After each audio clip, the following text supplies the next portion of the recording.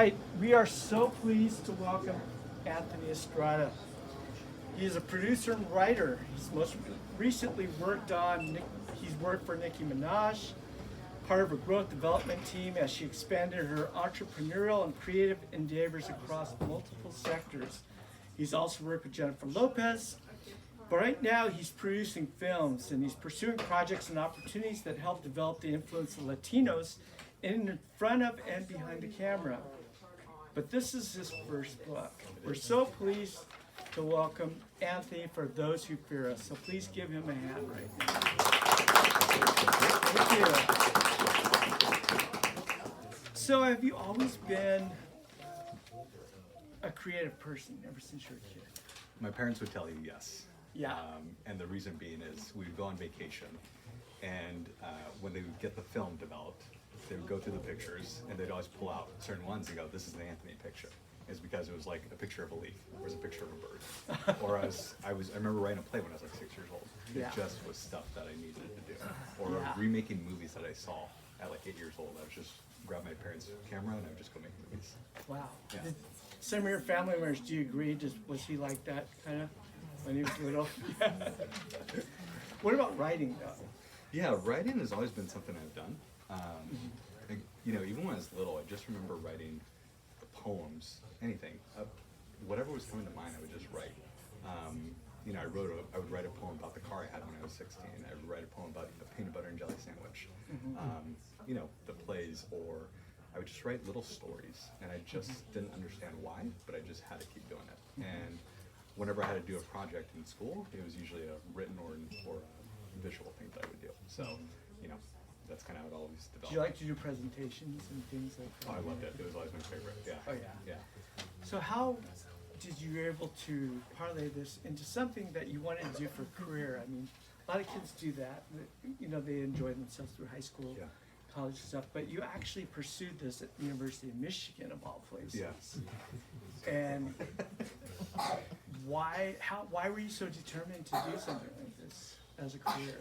Well, I wasn't determined about it at first. Oh, really? Yeah. Okay. So when I went to Michigan, I just wanted to go to med school. And my brother was like, "You should study business at one of the best business schools in the world." I took a math class, and I was like, "That's not going to happen."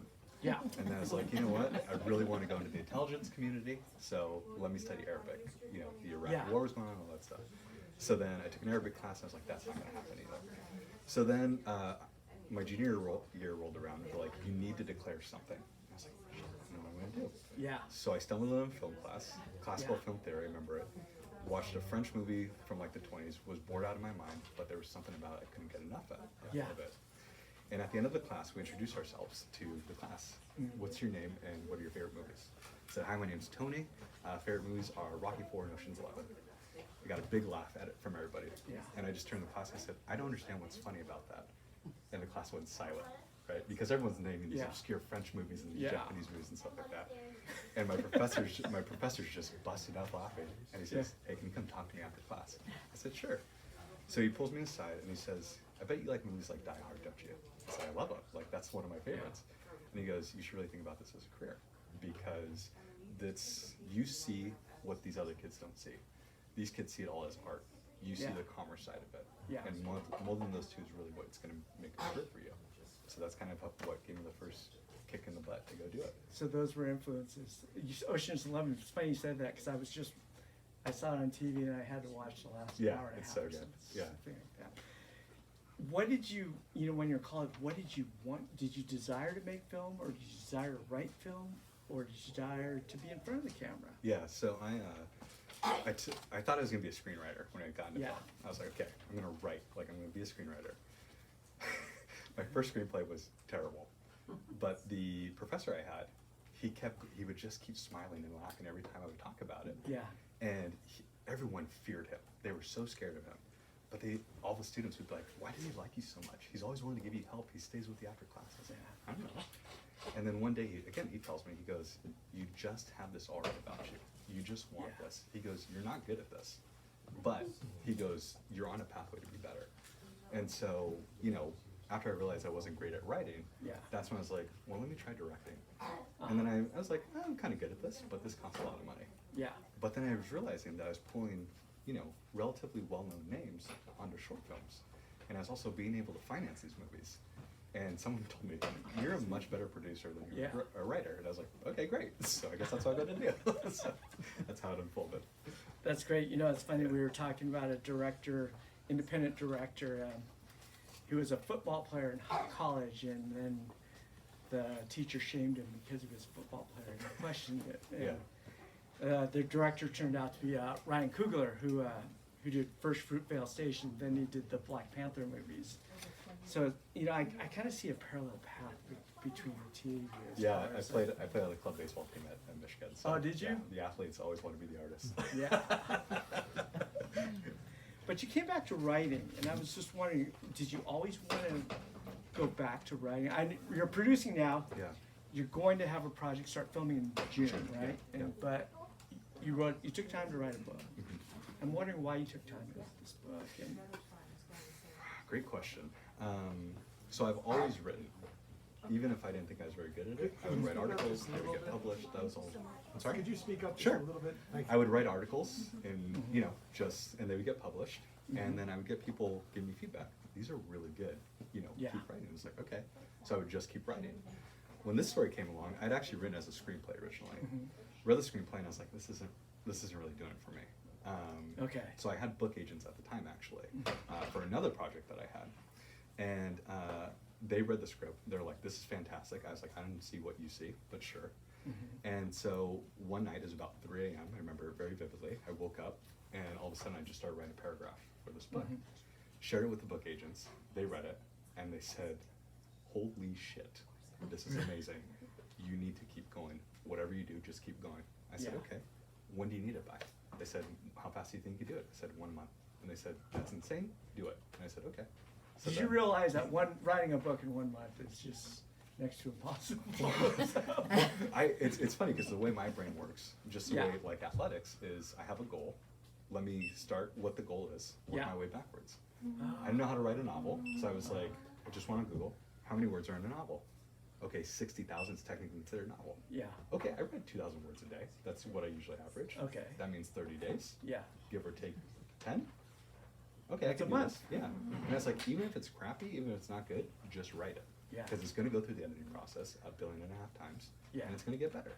Just don't let it sit there. So that's what happened. Wow. And in terms of the subject, of course, you know, there's an old adage for writers that say that you write what you know, Yeah. and you did write what you know to an extent, Yeah. because your father was sheriff's deputy Yeah. in East LA, Yeah. and so I'm wondering how you got the basis and how much of this your father was based in this book. Yeah. So the idea came because the director that I worked with kept, as I mentioned earlier, kept telling me, you need to write the story about your dad taking on Latinos in East LA. Yeah. Because he's, he leans conservative, he's a cop, and he's taking on gang members. He goes, that's Yeah. really, really interesting. Again, I didn't see it, right? Yeah. But as I really started to move forward, and as I started to understand the world better, and as I started to understand different things or asking questions, that's when it really started to take off. So then I saw Assault on Precinct 13, which I had seen many times before, but I saw it at the right time. And all of a sudden I was like, oh, that's the concept. So that's where I really started to do it. And then the January 6th riots happened. Yeah. And all this anger I had inside, I was like, well, let's channel it into this book. And then that's how it all sort of started. So it kind of started at that time, then it took you how long to complete a project? Yeah, so the initial draft took about 1.5 months. Okay. And then, the editing process takes forever. Yeah. So, it would take a month to get an edit back. I would do the edits in about a week, send it Yeah. back to them, and then it just keeps going. So Wow. all in all, about a year, I would say. Yeah. So what's the synopsis? If like, let's say we're going an elevator up to 86th floor. Yeah. Why don't you tell everybody what the book's about really quick? Yeah, so it's about a cop who's near the end of his career. He did something when he's working in the East LA station. We don't know what it is, but he got sent to this very remote police station in a Central Valley farming community, kind of as a punishment. He's now old. He's gone, or he's about to retire, and one day a migrant field worker kills a white supremacist, and it becomes this huge national story. So the cops decide, we're going to keep him at this police station for one night so the media attention dies down. No one's going to pay attention to him there. That same night, a gang of Latino gang members and white nationalists decide they're going to kill everyone in the police station for retribution. And his estranged wife and his estranged son just so happen to be there that same night. So they have to defend the police station while at the same time trying to resolve their familial issues. Well, this sounds exciting. Why don't you share some of it with everyone? Sure, sure. All right. So this first chapter takes place about midway through the book. And the two characters that are most prominent here are Lupe, who's she's the wife of a migrant worker, and she's the victim of domestic abuse. She's been abused for about 4 years, and she came to the police station, and she hasn't said why she's come yet, but it's very evident because she's beaten to a pulp. The other main character here is Jimmy, and Jimmy is Carlos, the main character, his trusted deputy that's been with them, that followed him up north. So again, it's about midway through. The battle has been going on, but it's kind of a rest period and everyone's starting to confront some stuff. So, Chapter 15, Eric.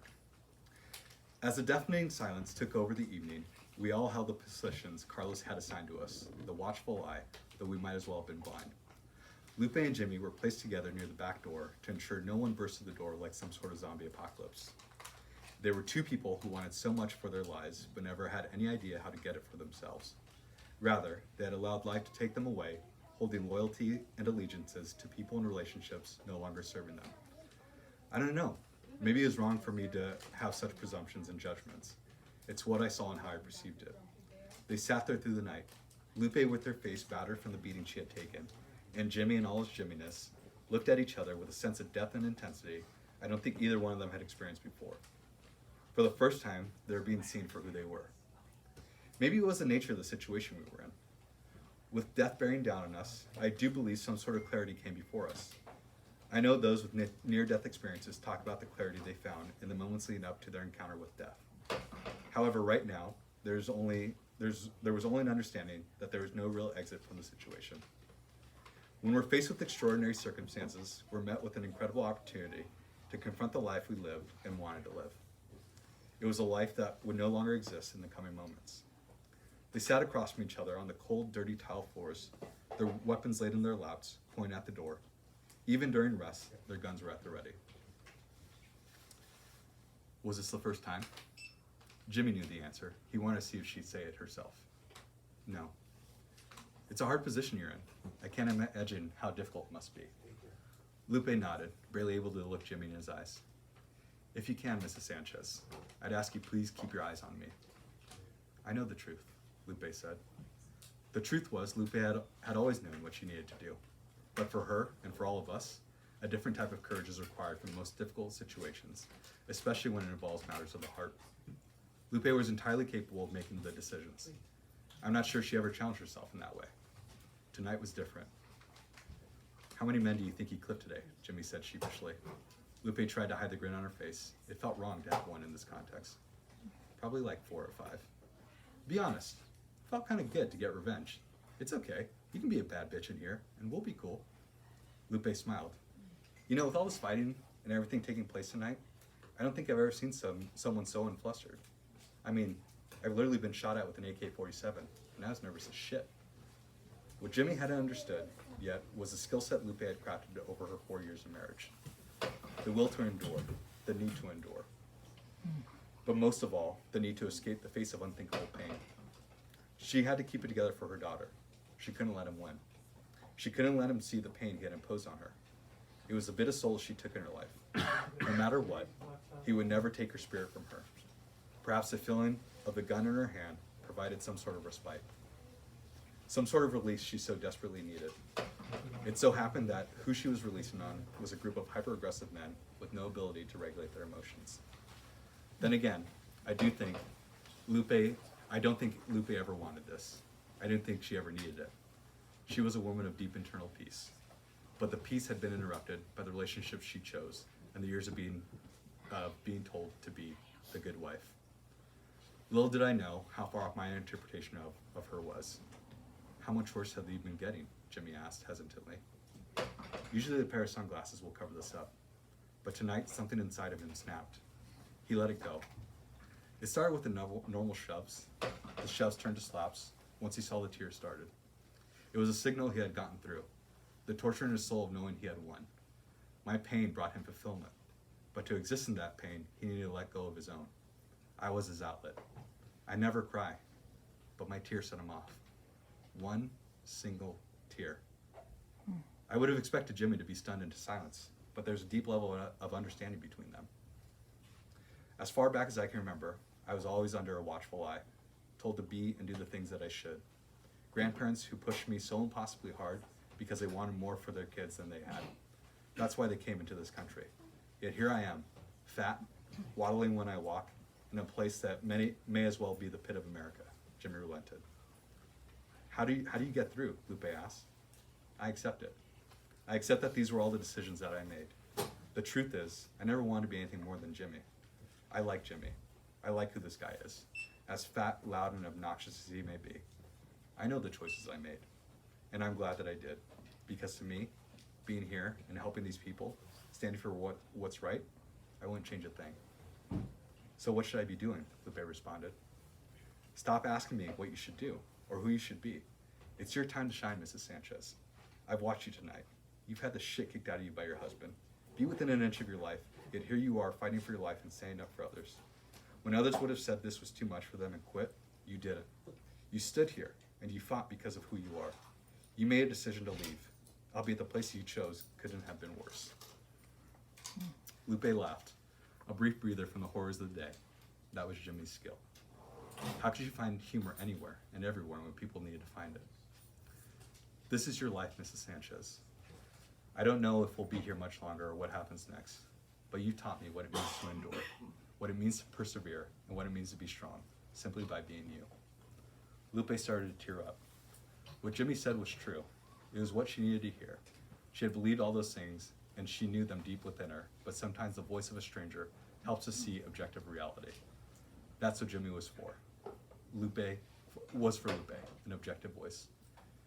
Mrs. Sanchez, call me Lupe, she said as she cocked her gun. Okay, that was dope. Lupe and Jimmy laughed. Sorry, I had to make it look dramatic. I'm actually very against violence in general. Well, it worked. Jimmy looked at her endearly.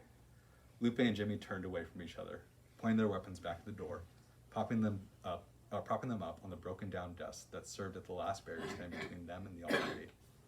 They shared a gaze that held more than just friendship. Behind it, a slight smile peeking out of each side of their mouths, an acknowledgement of the deep love they found for each other in the fleeting moments.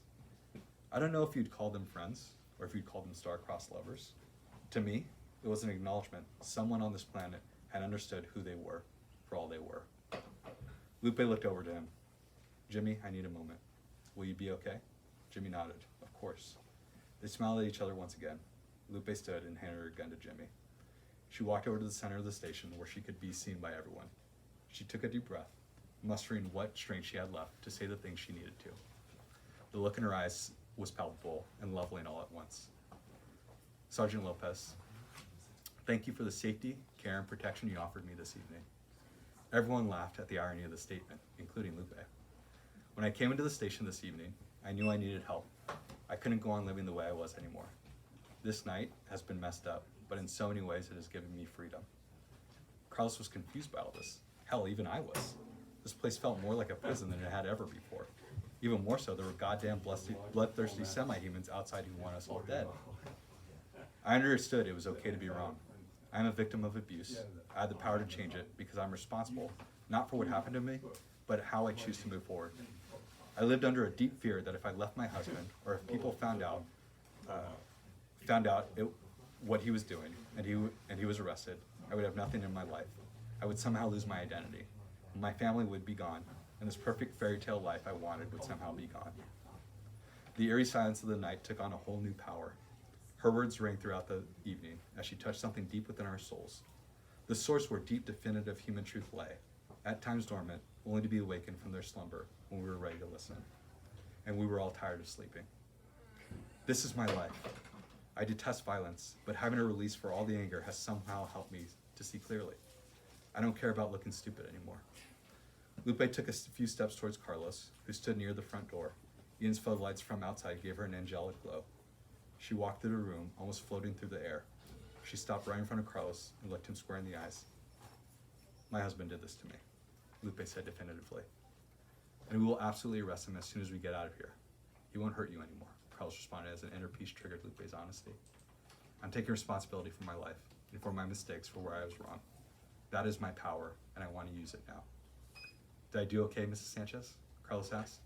Call her Lupe, Jimmy yelled from across the room with a smile on his face. Lupe smiled back at Jimmy. Acknowledge this pain inside of you, Carlos. Acknowledge the truth. My husband hit me, and it wasn't the first time. And if I go back, it won't be the last. I haven't wanted to admit it for so long, but I see now, acknowledging the pain is where my freedom is.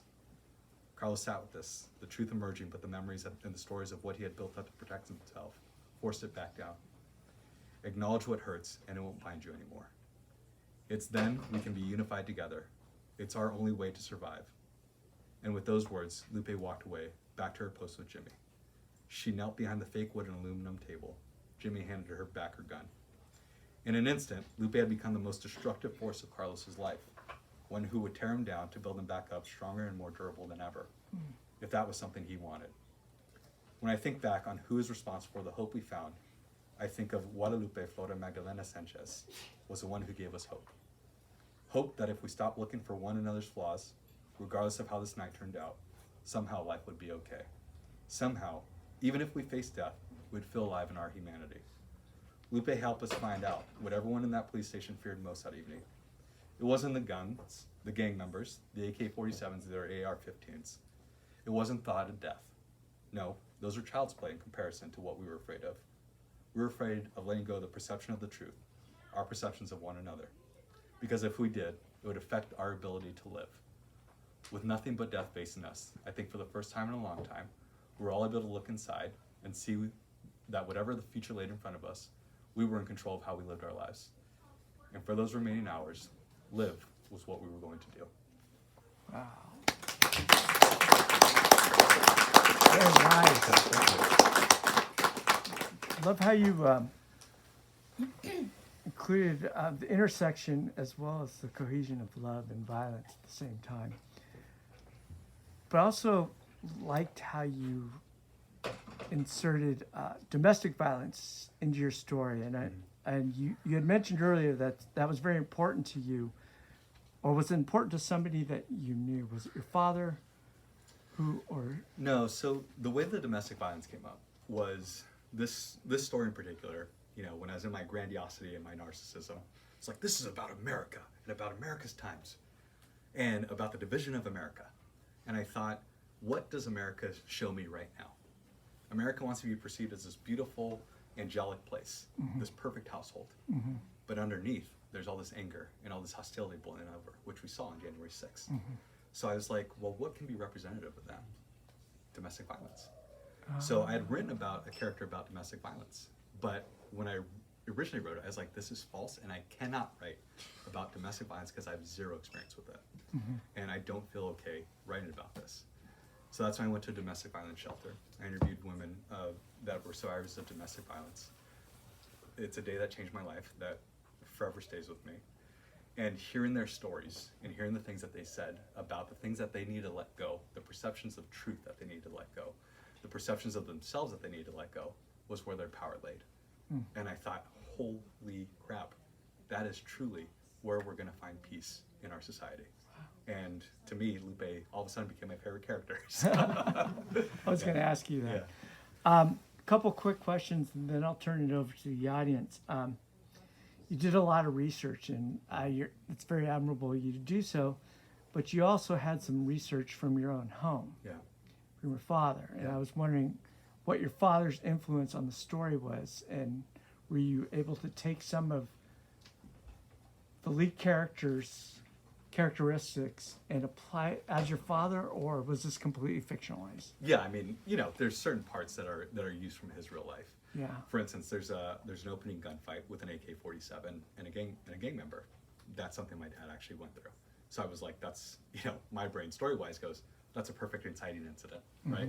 So I used that. But the real depth of the story came when I would ask him questions about it. Like, for instance, I said, Dad, what was one of the scariest moments of that whole thing? And he said, son, I was ready to die. I knew I was going to die that night. I just knew it. He goes, but the scariest thing to me wasn't the idea of dying. It was the flashes of not being able to see you guys again. Yeah. Not being able to see your mom again. So using those things and using that mentality, that's what I really started to use in the book. Yeah. So, I would ask him technical questions. I mean, this book doesn't happen with all the technical stuff that he gives me, but it also doesn't happen without him giving me, Dad, what was your worst day on the job? It was when I walked in on a kid floating upside down in a pool because he drowned, right?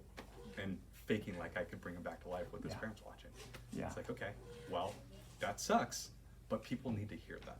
Yeah. Especially with, everything that's going on around policing, people need to know that this is the things that you go through. Yeah. So again, it's taking stories like that, but then fictionalizing them, right? Interesting. Yes, you'll hear those same things in the story, but at the same time, Carlos isn't my dad. Yeah. So- Speaking of which, also all your characters, of course, as we mentioned, are fictionalized, but you use your grandmother, your mother, and your sister's influence a little bit. Yeah. There's some characteristics you had Yeah. mentioned, Yeah. and I would just wanted to know what their reaction is. First, start with your sister and your mother, and then you can tell a story about your grandmother. Yeah. So for me, when I wrote this book, it's on the surface, it's such a macho, it's such a masculine book. But as I was writing it, I was like, no, if I'm going to be really at peace with this book, I need to know that it really resonates with women, because women are like the biggest influence in my life. Yeah. Because of my grandma, my mom, my sister, my aunts, everyone, right? A lot of them are here. But I was really like, in order to do something I'm really proud of, it has to resonate with women. It just has to resonate with audiences of all different types. And so when I thought about the character of Sandra in particular, I thought about, this is a woman of immense strength, of insane power. Who are the most powerful people I know? When it comes to women, my mom, my sister, my grandma. Let's put them all in one character. And that's how I came up with the character of Sandra. And then when I thought about some of the things that they struggle with, that's also in there, right? About being a Latina woman, about some of the things about being a mother as a Latina. All that stuff is in there because of the stories that they told me. So when they read the book and I get their reaction of, how did you get inside my head? I go, man, that is such a beautiful, I couldn't have asked for anything better. And then the big test came with my grandma, right? Because I was like, there's so much cussing in this. There's so much violence. There's so much anger. This is not her story at all, right? But I know that if you hand her something, she's going to read it right away, right? So I handed it to her at 2 o'clock on a Sunday. I remember it very vividly. Because this was like before the final edit, where I was like, I need to make sure that it resonates with her. Yeah. Give it to her at 2. I got a phone call at 8 o'clock that night. And I still have the voicemail because it was so special to me. She said, Anthony, and I'm doing the pause because that's how she did it. I don't understand how you wrote this. You know something about life that other people don't. You understand something that other people don't get. I'm in awe. This is beautiful. I love you. Wow. So that's a message that I play pretty routinely. Yeah.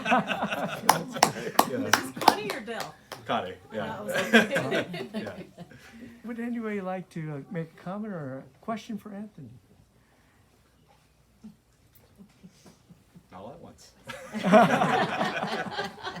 Who's gonna go? Well, if I may. Yeah. So, Please do. someone asked me at the last, the book signing was, what does Those Who Fear Us mean? When I was first coming up with the title and I was working with the director to write the screenplay, he was like, come up with a title. So I wrote a bunch of titles and I just wrote this one. I was like, let me look up a Bible verse, right? And there's one, it's Psalm 103 or something like that, and it says, the Lord has compassion upon those who fear him. And I was like, that's interesting, those who fear him, right? I didn't have any context for it. I didn't really care any of that stuff. And so I said, what if I switched out him for us? Didn't know why at the time. And so as I got through the book and as I got through really the thematics of the book and the story of the book, that's when it really started to hit me. I go, oh man, the things that we're so afraid of so often in life, and that we put on other people, that we say it's your fault, it's your thing. I don't like you because you're that way. But the thing that we're really afraid of most Yeah. is looking right back at us in the mirror. So that's when the title kind of came together, and that's when the theme Brilliant. came together. So That's brilliant. thank you. I'll ask you another question. Yes, sir. It reads very much visually. Yeah. And are you going to produce this? Yeah, so it's actually right now put together a film fund, and this would be slated number 3 on the film fund slate. So right now that's the plan. All right. But at the same time, part of the reason why I wrote this book selfishly Yeah. is because Hollywood in general is looking for IP. So the more that you can establish intellectual property earlier Yeah. on, the better it is for you. So that's kind of the dual great. track right now. Yeah. Do you see yourself being like Hitchcock and putting yourself in? Oh, I mean, Okay. if you've seen, if you look at some of my other movies, I'm in every single one, and something's always happening to me. So, for instance, Bridesman, which is a movie about day laborers becoming strippers, all the day laborers Yeah. get picked except me. So, it's, I do things like that where, I'm always getting knocked out or something like that to just have fun with it. So, That's brilliant. yeah. Well, Anthony Estrada, thank you so much for coming and talking about Those Who Fear Us. Thank you very much. Please Appreciate let's give him a hand. it. Thank you very much.